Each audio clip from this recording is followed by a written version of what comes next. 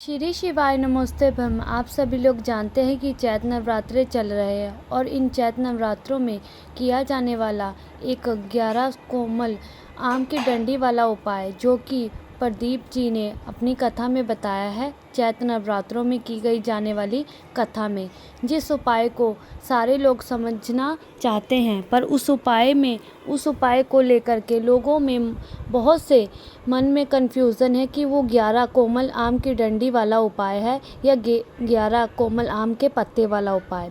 तो इस वीडियो में हम आपको बताएंगे कि वो कौन सा उपाय है, 11 आम की पत्ती वाला या आम के डंडे वाला उपाय। 11 आम की कोमल डंडी वाला ये उपाय सिर्फ और सिर्फ आपको इस चैत्र नवरात्रे के दिनों में ही करना है। इन चैत्र नवरात्रों के 9 दिनों में से आप किसी भी एक दिन इस उपाय को कर सकते हैं। किस समय करना है, विशेष रूप से आप लोगों को इस उपाय को चैत्र नवरात्रि के दिनों में किसी भी दिन सुबह के समय ये वाला उपाय आप कर सकते हैं। मुख्य रूप से जी, अगर आप प्रसन्न करना चाहते हैं भगवान भोलेनाथ जी को, माता पार्वती जी को, तो इस उपाय को विशेष रूप से अगर आप पूछो तो ये उपाय लोगों के लिए जो होगा जो कि धन से जुड़ी समस्या को लेकर है। जैसे कि अगर आपके घर में पैसा नहीं टिकता, आपका पैसा लेकर भाग गया है या आपका कोई पैसा वापस नहीं दे रहा है या आपसे उधार लिया हुआ है वो भी आपको वापस नहीं दे रहा है, 100 रुपये हो, 1000 रुपये हो, 2000 या 20,000 हो, कितना भी हो या लाखों रुपए क्यों ना हो, वो आपको खुद ही फ़ोन करेगा और आपका पैसा वापस वो देगा, कुछ जवाब नहीं देगा।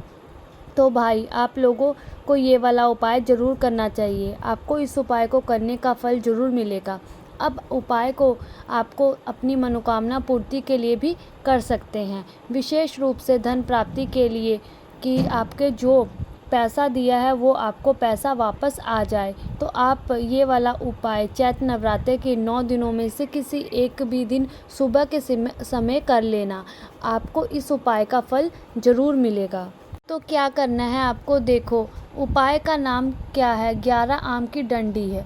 तो इस उपाय को आम के पत्ते नहीं चाहिए, 11 आम की डंडी होनी चाहिए और वो भी कोमल होनी चाहिए। जो उपाय ध्यान से सुनेगा उसे समझ आएगा। तो ये उपाय पंडित जी ने 11 आम की डंडी वाला उपाय बताया है, ना कि पत्ते वाला। देखो, एक मतलब आम का पेड़ होता है, उस आम के पेड़ में आप लोग देखना नए पत्ते होंगे और उस नए पत्ते की डाली जो पंडित जी ने बताया कि नए पत्ते की डाली को तोड़कर उस नए पत्ते वो जो डंडी होगी वही आपको लेनी है और वो कोमल डंडी होगी, मतलब छोटे छोटे आपको अपनी उंगली के साइज़ के बराबर आप लोगों को ये डंडी ले लेनी है, इसके टुकड़े कर लेने हैं। 11 आम की डंडी के टुकड़े आपको चाहिए। तो तीन या 4 जो डंडी होगी आप तोड़ लेना, उसी में से आप उसको 11 डंडी कर लेना। आम के पेड़ से एक सूखी वाली, मतलब जो पुरानी हो चुकी है, तो कई नई उगाड़ जो नई उगी होती है वही लेना है। कोमल आम की डंडी आपको लेना है, ना कि आपको सूखी हुई डंडी। आम की डंडी को तोड़कर 11 आम की डंडी आपको उसको बना लेना है। उस कोमल की डंडी के टुकड़े आप लोग कर लीजिए। 11 टुकड़े के बाद आप लोगों को क्या करना है, उसी आम की कोमल डंडी 8 टुकड़े करने के बाद आपको कच्चा सूत लेना है।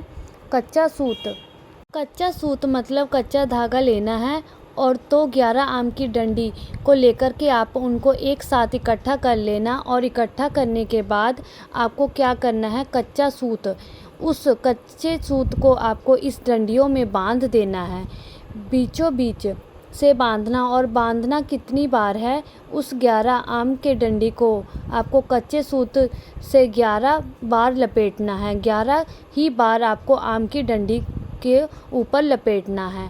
आम के पत्ते की, आम के पेड़ की, उसके बाद से उन्हीं डंडियों को आपको 11 बार कच्चे सूत से घुमाना है।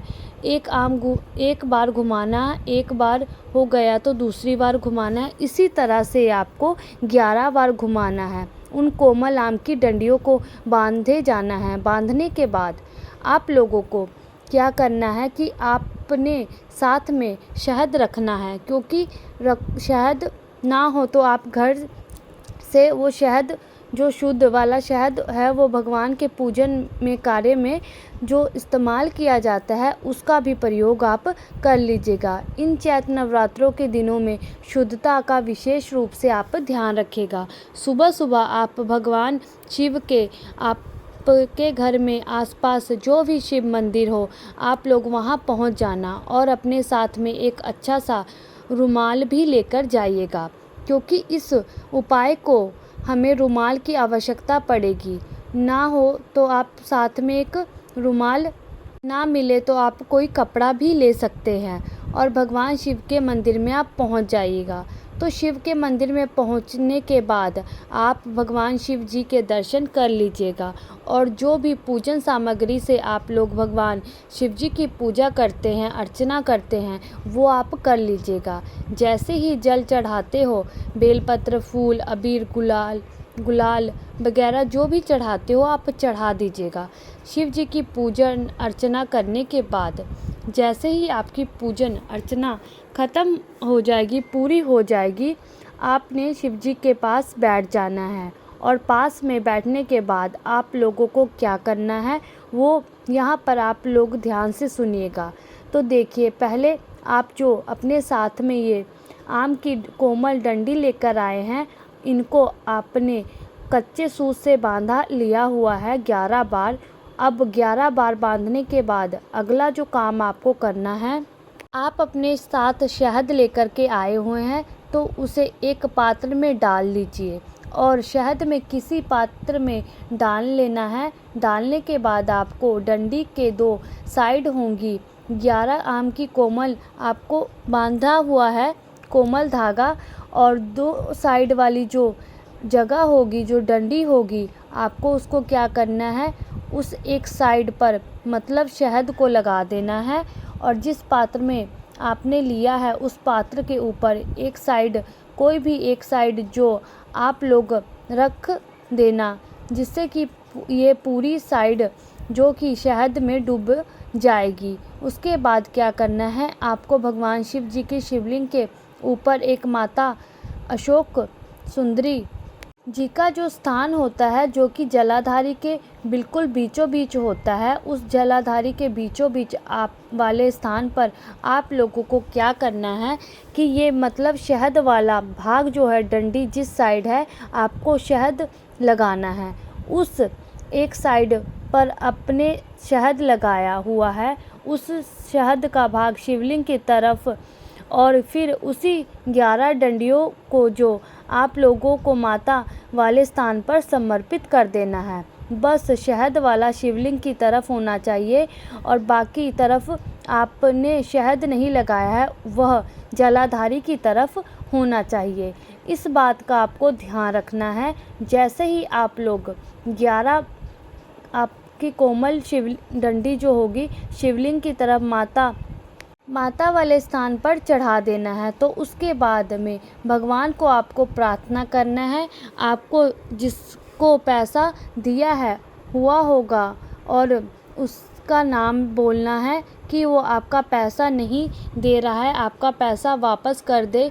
आपकी कोई भी मनोकामना हो तो आप वो अपनी मनोकामना बोल देना, या पैसों को लेकर के हो या कोई और चीज़ को लेकर के हो, तो आप अपनी जो मनोकामना है वो बोल दीजिएगा।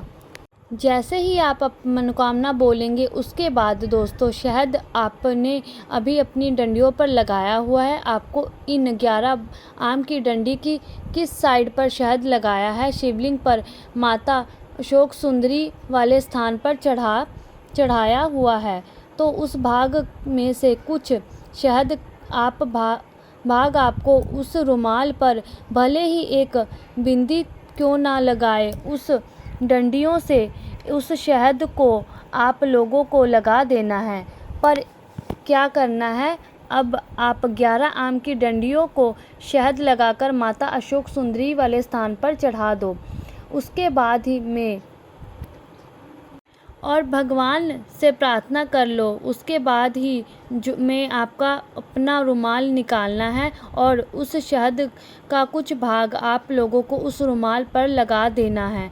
भाग लगाने के बाद दोस्तों, आपको वहीं पर बैठकर भगवान से वापस से प्रार्थना करना है।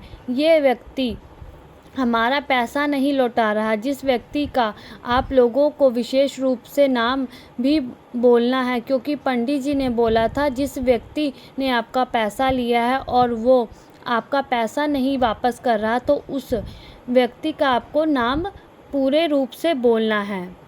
नाम बोलने के बाद आप लोगों को क्या करना है, भगवान से वापस से प्रार्थना कर लेना है, वो आपका पैसा जल्द से जल्द वापस कर दे। जैसे ही आप प्रार्थना कर लेंगे, उस रुमाल को आप अपने साथ में रखना। भगवान शिव जी को आशीर्वाद लेकर भगवान शिव जी का धोक देवर प्रणाम करके वहाँ से आपको उठ जाना है, अपने घर आ जाना है। अब रुमाल में भगवान शिव जी ही आपको मिल जाएंगे। इस रुमाल को जब तक आप अपने पास में रखोगे, निश्चित सी बात है कि व्यक्ति ने आपका पैसा लिया होगा, उस व्यक्ति का खुद सामने से फ़ोन आएगा। वह व्यक्ति खुद आपको उसका मतलब आप को वो पैसा दे देगा। और बस ये वाला उपाय आपको करना है। अगर आप ये वाला उपाय कर लेते हैं तो पैसों की लेकर के जो भी आपकी समस्या है वो सब खत्म हो जाएगी। और लोगों ने कुछ और समझा था। ये 11 आम की कोमल डंडी वाला उपाय है। कोमल से मतलब जो कि आपको पता है कि जो नई पत्तियां निकल रही होंगी उसको ही तोड़ करके ये आपको डंडियां ले लेनी है। तो ये वाला उपाय आप ज़रूर करिएगा। भगवान भोलेनाथ जी की कृपा आप पर ज़रूर बनी रहेगी।